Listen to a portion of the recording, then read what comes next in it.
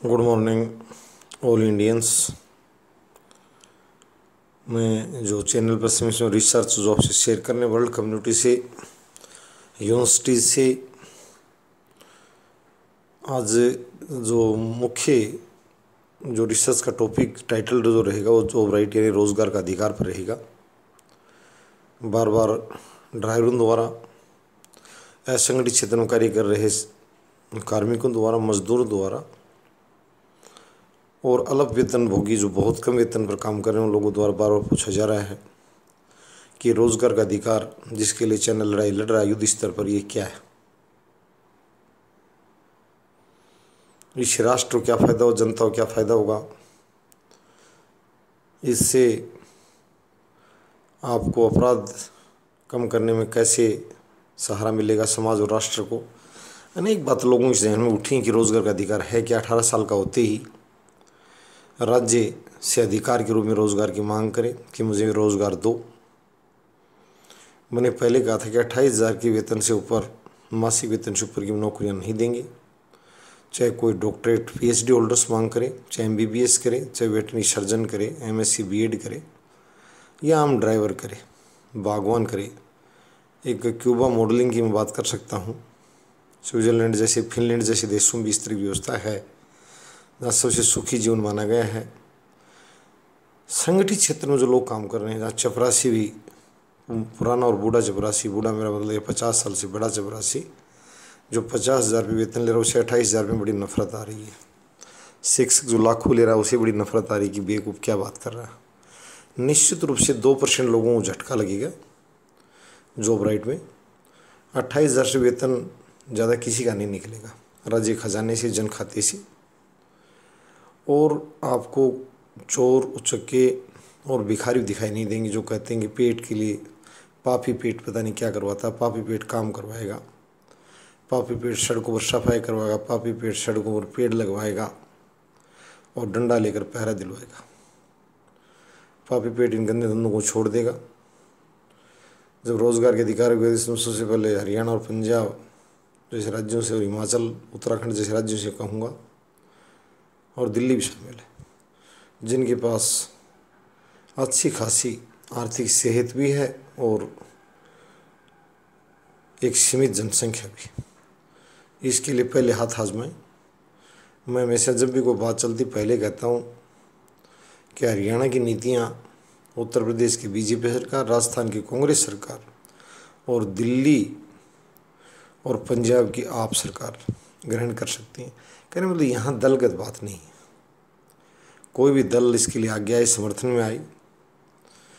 हमारा प्रमुख अभियान ये है कि ये रिसर्च है, ये भी हमें पता है कि हरियाणा में कितनी हज़ार इस तरह की नौकरियों की जरूरत पड़ेगी, वेतन देना पड़ेगा खजाने को, सालाना 31,000 करोड़ की जरूरत पड़ेगी या 40,000 करोड़ की पड़ेगी। वो बातें सामने हैं जितना खजाना हमारे पास है, और कितने लोग इसके लिए आगे निकल कर आएंगे वो आंकड़ा भी। तो रोज़गार के अधिकार को काफ़ी मैं ये पढ़े लिखे विद्यार्थियों से और पत्रकार साथियों से, नेताओं से, अभिनेताओं से कहूँगा वो प्रचार प्रसार करें। इससे अनावश्यक भगदड़ और कुंठा भी खत्म होगी।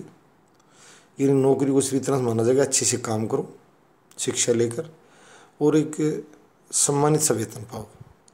इसमें बेकार की लूट और बेकार की जो दूसरी प्रकार की नुकसान वाली बातें थी, जिससे जन खाते को नुकसान हो रहा था कि कम कितने कार्य बदले कितना वेतन ले रहे, ऐसी बहुत सी बातें सामने आ रही थी। इससे सभी इतना कार्य कर पाएंगे, अच्छा रहेगा, राष्ट्र निर्माण होगा और जीडीपी में वृद्धि होगी।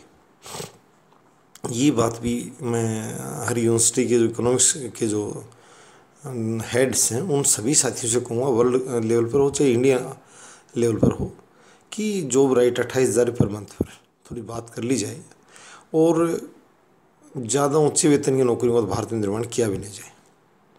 ये बात सही है।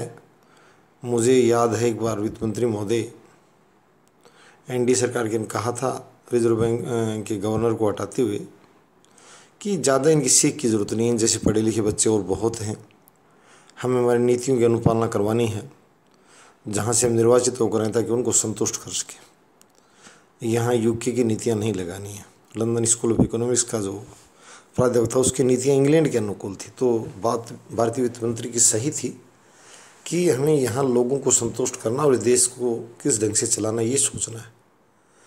वही बात है कि जॉब राइट पर जो जितने भी इकोनॉमिक्स के डिपार्टमेंट और IIM जितने भी इंडिया के हैं, मैं उन सबसे भी कहूँगा, और विधानसभा और संसद में चर्चा कर ली जाए, विधान परिषदों कर ली जाए कि ये अधिकार जब लेकर आएँ तो काफ़ी विकृतियाँ दूर होती हैं। तो आज मैं सभी से साझा प्रयास एक तो ये करूँगा कि स्कूलिंग के तुरंत बाद अगर कोई चाहता है, ये स्वेच्छा पर रहेगा। मेरा मतलब ये है कि सभी को अनिवार्य यहाँ सेना सेवा लागू नहीं करनी जा रही हैं। यदि +2 के बाद 18 साल का होने पर कोई बच्चा अगर रोजगार चाहता है, उसकी घरेलू परिस्थितियों में, तो उसे रोजगार दे दिया जाए। अगर कोई डॉक्टरेट करना चाहता है, 40 वर्ष तक पढ़े, हमें उसकी कोई बाधा नहीं। जॉब राइट का इतना सा मतलब है कि यदि कोई सेवा करना चाहता है राज्य की, तो उसको सेवा का मौका दे दिया जाए। एक इससे ग्रामीण क्षेत्रों में बड़ा सेवा विस्तार होगा। ग्रामीण क्षेत्रीय शिकायतें बार बार कर रहे हैं कि देश में शिक्षा बताई, परंतु हमें उसका लाभ नहीं मिला। एक छोटे से शहर में हजारों मास्टर, चिकित्सक, डॉक्टर रहते हैं, वकील रहते हैं, परंतु ग्रामीण परिवेश में आज भी बड़े बड़े गांवों में एक संख्या नहीं मिलती। यहाँ चिकित्सक से मतलब है कि MBBS MD कैडर का आदमी जो उनका उपचार कर सके। उपाधियों से मतलब नहीं है उनको कि कौन क्या ज्ञानी है या कहाँ क्या रहता है, ताकि उनको चिकित्सा के लिए शहर में न जाना पड़े। ऐसे शिक्षक का कि उनको बच्चों को ट्यूशन वगैरह, उच्च अध्ययन, अच्छी शिक्षा की जहाँ सहायता की ज़रूरत हो तो मिल सके, वो भी वहाँ उनकी शिकायत है कि हमारे यहाँ गाँव में ट्यूशन तक नहीं मिलता, जिसे बच्चों को शहर की तरफ दौड़ना पड़ता है। और शहरों में बहुत C ग्रेड के शहरों में बहुत बड़ी संख्या में टीचरों की उपलब्धता है। तो ये गैप भी खत्म होगा। पढ़े लिखे लोग जब वही पैसे आपको गांव में उतने मिल रहे हैं और एक मेट्रो सिटी मिल रहे हैं, तो गांव को प्राथमिकता देगा, क्योंकि वहाँ उसकी बड़ी बचत भी होती है। तो इस तरह की ढेर सारी बातें, तो इसको रोज़ाना आगे बढ़ाया जाए। इकोनॉमिक्स के हेड्स को मैं विशेष रूप से निवेदन ये प्रेषित करना वीडियोज़ कि रोज़गार का अधिकार, मैंने पहले बोला 28,000 पर मंथ, इसको ही हम बेस लेंगे इंडियन प्राइसेस के मामले को लेकर। इससे ऊपर की तो गुंजाइश नहीं है, यहीं टिकेगी बात लगभग। धन्यवाद।